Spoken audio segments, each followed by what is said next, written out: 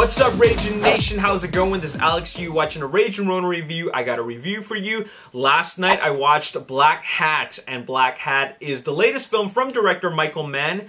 Michael Mann is one of my favorite directors of all time. As a matter of fact, he is one of my top 10 favorite directors, and therefore I was definitely looking forward to Blackhat.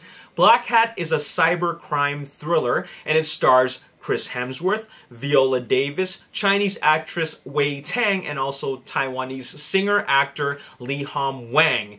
Now, like I said, this is a cybercrime thriller, and it's really about a story of there's this hacker who hacked into a Chinese nuclear plant, and then it makes it explode, or rather cause a meltdown. And now the US government is involved because they don't want something bad to happen. So they recruit Chris Hemsworth, whose character's name is Nick Hathaway. And he's a hacker. He's imprisoned for a previous hacking job, but they need him. They need him because only he can track down this hacker. And they need to track him down before this evil hacker does something worse. Alright? So that's the story in a nutshell. Now, before I really begin with this review, I just want to mention to you guys that I really enjoy a lot of Michael Mann's work. I really liked Heat, Insider was great, Collateral was great. I actually thought Miami Vice was quite underrated, but Public Enemies was okay. Alright, now comes Blackhat, and I gotta say that Blackhat is a film where we're really seeing Michael Mann lose his touch. This is really unfortunate. Blackhat is not a really great film. It's not even a good film. It's not a good film at all. In fact, it's a very bad film. One of the main problems with Blackhat is that it's really mundane. There's a whole lot of dull moments. And you know what? I really appreciate what Michael Mann wants to do. You know, he wants to make the film feel very realistic, and it is. It feels very, very realistic, just from the whole look of the picture itself to the hacking element. Apparently, hackers are calling this film, Blackhat, the most accurate hacker film to date. There's been a lot of hacker films out there. For example, Matrix had a hacking element in it. There's a movie, of course, called Hackers. And, of course, there's also Swordfish. These are the films that come to mind. But the hacking is very, very flashy. Right? It's not very, I guess, technical.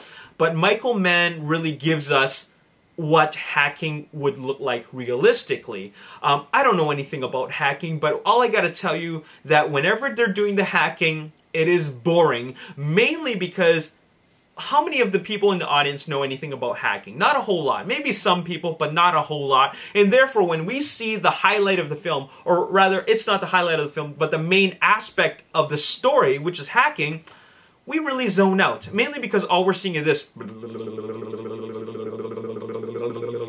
They're typing away. They're typing away frantically. We're seeing all this code. It means nothing to us as the audience, but they just keep on doing scenes like this. Mainly because this is what hackers do. Alright? You know, I appreciate that Michael Mann wants to do a realistic movie, a crime thriller, about hacking, but hacking isn't the most exciting subject matter. It just isn't, unfortunately. And because of that, it really makes the movie fall flat. I do like a lot of the other elements in this film. For example, the globe-trotting aspect of the film where the hacking takes place in other parts of the world, and therefore, and it's hard to track the IP because they put like this dummy IP.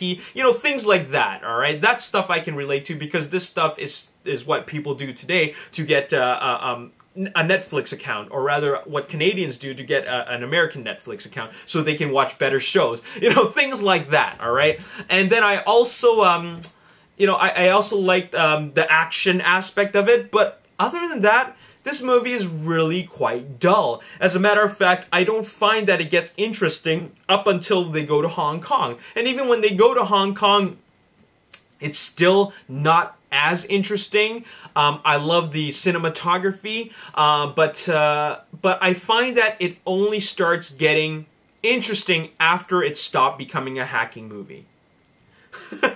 Eventually, at one point in the movie, it stops becoming a hacking movie and it's really more of a personal story, a personal vendetta. That's when it started feeling interesting to me. This is when I started being more engaged as an audience. By the time we get to the third act, now I start finding the story interesting. But everything else before that, I was, at one point in time during watching the movie, I was actually telling myself, when is this movie going to end? Because this is just a whole lot of nothing going on. And it's like I said, it's a mundane film. Now, there are some things that are really great about this film. I like that Michael Mann is one of the great American filmmakers today that can really craft a great gun battle. He's done amazing gun battles, and he's directed one of the best gun battles of all time, and that is the street shootout in Heat. And after that, he's made a lot of great gun battles, from the club shootout in Collateral to the shootout in Miami Vice, to the shootout in Public Enemies, and the shootouts in this film are great as well. They're really violent, and they're really high energy, but this one is probably the least exciting out of them all. I guess it really comes down to if you are invested into the characters, and I'm really not as invested into the characters. I think this is a poor performance from Chris Hemsworth.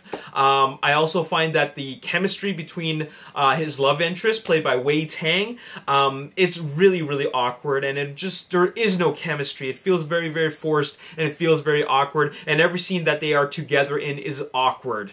Okay, Lee Hom Wang puts on a decent performance, but he really isn't the star of the movie. Neither is Chris Hemsworth. There is no star of the movie. I think this movie is just really, really bland. It's very unfortunate. The only things that I enjoy about it is really the gun battles. I appreciate the violent aspect of the film, which means that I don't care about the hacking aspect. I care about the action. I care about the violence. I care about the cinematography. Even the way it was filmed was pretty cool, just like he filmed Public Enemies and Collateral. But other than that, Michael Mann is really losing his touch, and it's really unfortunate. I don't know what I'm going to do when he makes the next movie. Am I going to watch it, or am I going to skip it? If it's going to be as bad as Blackhat, I might have to skip it. It really all depends on the subject matter. But I'm going to give a Blackhat a no recommendation. I'm going to give it a 4 out of 10. Okay? I'll give it 1 for cinematography, 2 for gun battles, 3 for the fact that they filmed it in Hong Kong, and another 1 for effort, but everything else is quite passable. Alright, so there you have it. That's all I gotta say in this video. It's unfortunate that one of the most highly anticipated films for me, from my favorite director, or rather one of my favorite directors, just so happened to be the worst film of 2015 so far. This is the second film that I've seen in this year, and I've seen American Sniper. It was awesome, but I've seen Blackhat, and that was very, very poorly done. So that's it. 4 out of 10. That's all I gotta say in this video. If you did not enjoy Miami Vice, you will not enjoy Blackhat, alright? That's all I gotta say in this video. As always, if you enjoyed this review, hit the like button, subscribe to the YouTube channel, like me on Facebook, The Ragin Nation. Also follow me on Twitter, @RaginNation. My name's Alex. Thank you for watching. I'll see you next time. Peace. Perspective of Chris Kao and, of course, his wife. And this is something that we don't see a whole lot of. And I really feel that director Clint Eastwood